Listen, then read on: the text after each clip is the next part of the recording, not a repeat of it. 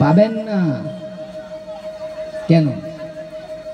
আমি এইসব জায়গা থেকে তারা আসতো, তাদের কাছে ফোন নাম্বার নিয়ে তাদের সঙ্গে কথা বলতাম, যোগাযোগ করতাম।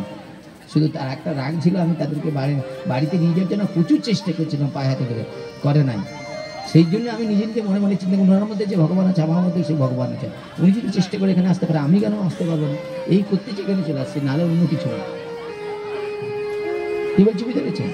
কিন্তু উনাকে অনেক চেষ্টা করলাম, কিন্তু আনতে পারলাম না। তাহলে যার থেকে তোমার জ্ঞানের উদয় হয়, যাকে তোমার ভালো লাগে, তাকে একটু তো পাওয়ার জন্য ইচ্ছা জাগবেই জাগবে। কি বলো? লাস্টে তিনি কি করলেন? মনে মনে চিন্তা করলেন, অতএব যারা নিজের মঙ্গল চায় তারা বিষয় তৃষ্ণা সত্তর পরিত্যাগ করবে। খুব মনে শুনবে, বলে নিজের মঙ্গল চাইলে আগে কি করতে হবে? বিষয় কামনাকে আগে ত্যাগ করতে হবে।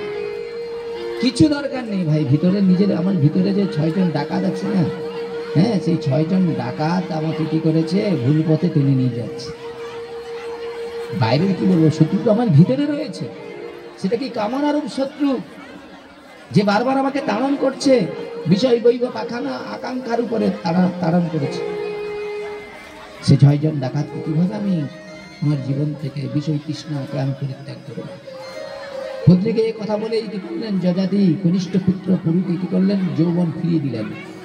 পুত্রকে ডেকে বললেন, দেখো তোমার যৌবন নিয়ে আমি অনেকদিন অনেক কিছু করেছি, কিন্তু এই তৃষ্ণা বাড়ছে না। হাজার হাজার বছরও কেন, লক্ষ বছর চলে যাবে, কিন্তু এই কামনা বাসনা কোনোদিন কাটবে না। আপনার বুকে হাত দিয়ে বলুন তো, জীবন এমন একটা জিনিস, মেশিনে হাত দিও না ভাই, মেশিনের ওইটা ভলিউম ডিস্টার্ব আছে।